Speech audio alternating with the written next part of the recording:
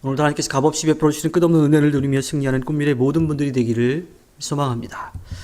시편 53편은 시편 14편의 또 다른 판본이라고 이야기할 정도로 닮았습니다. 전형적인 예언시죠.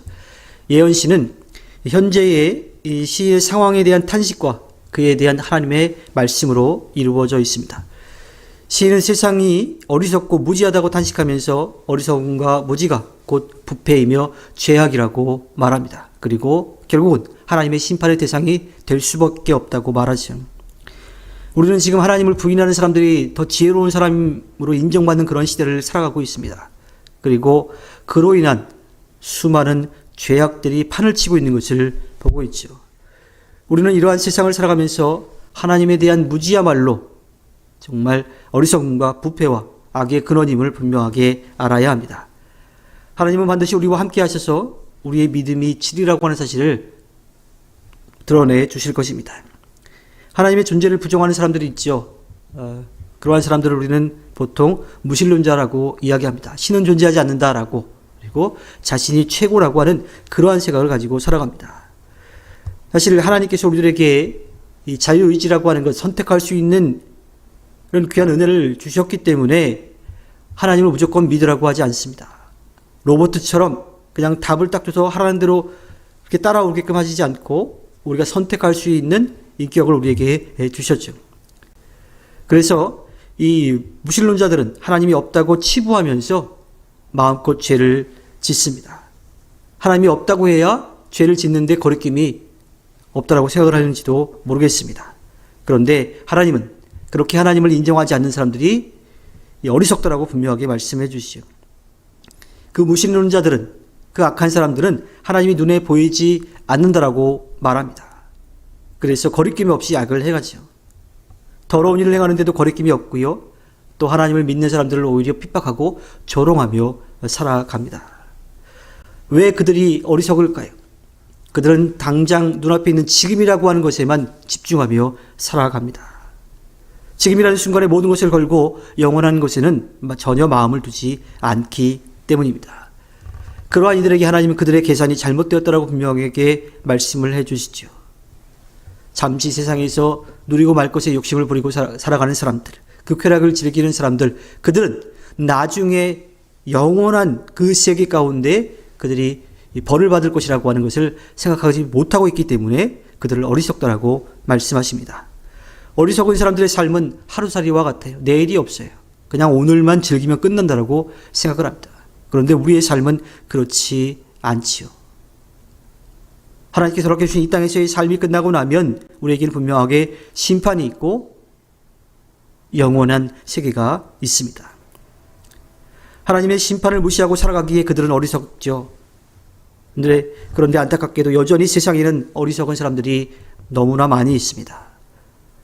하나님과 하나님을 믿는 사람들을 조롱하면서 영원한 것들에 마음을 두지 않고 잠깐의 쾌락에 욕심을 부리며 살아가는 사람들이 세상에 가득합니다. 하나님께서 우리들에게 믿음을 주시고 믿음으로 하나님을 보게 하신 그 자체가 우리에게 얼마나 큰 은혜인지를 우리는 다시 한번 생각해 볼 수가 있습니다. 한번 생각해 보십시오. 세상에 약한 사람들이, 하나님을 인정하지 않는 사람들이 하나님 계시지 않다라고 이야기한다고 해서 하나님이 계시지 않을까요? 그렇지 않습니다. 그들이 인정하지 않는다 하더라도 하나님은 분명하게 살아 계십니다. 무지한 사람들이, 그 악한 사람들이, 하나님을 인정하지 않는 사람들이 하나님을 보지 않는다라고 해서 하나님이 계시지 않는 게 아니에요. 그들은 하나님을 볼 수 없을지 몰라도 하나님은 그들의 마음속까지도 다 보고 계십니다. 하나님은 불꽃 같은 눈으로 사람을 찾으시고 살피시지요. 하나님은 하늘에서 우리의 삶을 보시면서, 우리의 마음을 보시면서 누가 하나님을 믿고 따르고 있는지 그렇지 않은지를 분명하게 바라보고 계십니다. 그런데 하나님께서 그렇게 바라보실 때에 사람들은 모두가 다 부족한 존재라고 하는 것을 우리는 알게 됩니다.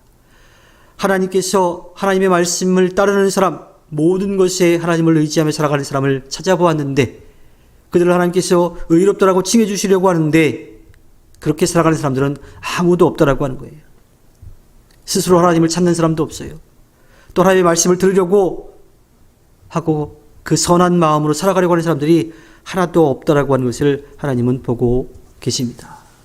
왜냐하면 우리가 그만큼 연약한 존재이기 때문이죠. 사실 믿음을 가지고 구원의 확신을 가지고 살아가는 사람임에도 불구하고 때로는 보이지 않는 곳에서, 때로는 또 보이지 않는 마음 속에서 악한 마음을 가지고 살아갈 때가 우리들에게 분명히 있습니다. 우리가 그만큼 연약한 존재라고 하는 거예요. 결국 이 땅에 의인은 하나도 없다라고 하는 것이 하나님의 결론이었습니다. 그런데 하나님은 절대로 하나님의 사람들을, 하나님께서 만드신 사람들을 포기하지 않으십니다. 스스로 하나님을 참는 법이 없는 사람들에게 그의 아들을 보내주심으로써 하나님을 다시 찾고 하나님을 다시 만나고 다시 바라볼 수 있는 기회를 하나님 편에서 열어주셨습니다. 그리고 그 아들을 십자가에 내어주심으로 사람들을 사랑해 주셨죠. 모든 죄를 용서받을 수 있는 길을 하나님 편에서 열어주신 것입니다. 하나님께서 이렇게 마음 먹으시고 행하신 이유가 무엇이냐면 하나님께서 우리를 사랑하시기 때문입니다. 그리고 세상의 모든 사람들을 구원해 주시기 위한 겁니다.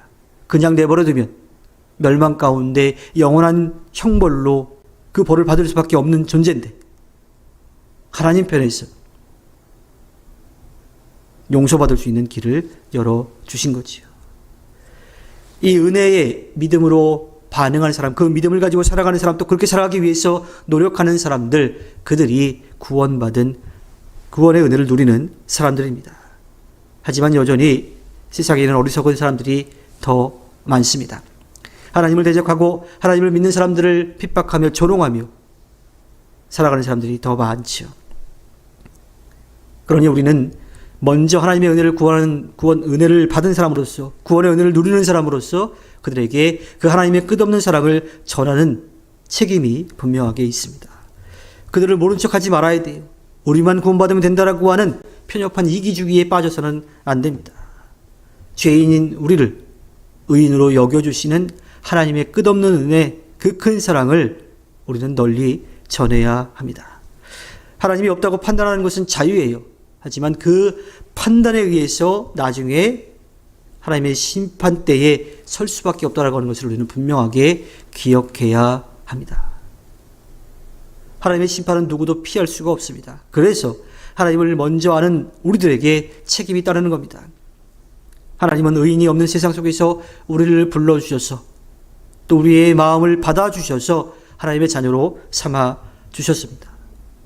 심판과 멸망을 향해 달려가는 사람들을 구원하는 도구로 우리를 불러주셨습니다. 그러니 우리는 우리가 받은 은혜를 전하는, 우리가 만난 그 하나님을, 그 예수 그리스도를, 또 우리 안에 늘 살아계시는 성령님을 고백하고 전하는 삶을 살아야 합니다. 복음에 대한 책임이 우리에게 있음을 분명하게 기억하며 살아가야 합니다. 하나님께서 허락하신 오늘 하루를 살아갈 때에 우리가 고백하고 체험한 구원의 은혜를 전하며 하나님 앞에 기쁨을 드리는 꿈미래 모든 분들이 되기를 주님의 이름으로 부탁드립니다. 기도하겠습니다.